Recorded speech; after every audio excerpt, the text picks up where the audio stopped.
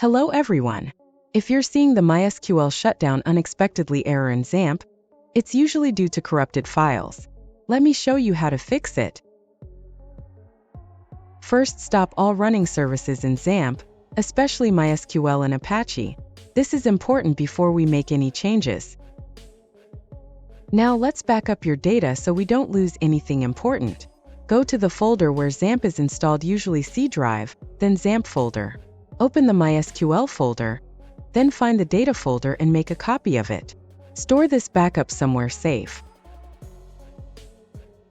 Next, let's replace any corrupted files. In the MySQL folder, find the backup folder.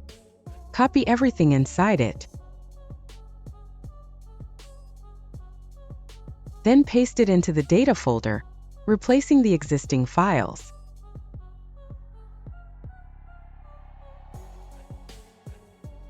Now go back to XAMPP and try starting MySQL again. It should start without any problems. And that's how you fix the MySQL Shutdown Unexpectedly error in XAMPP.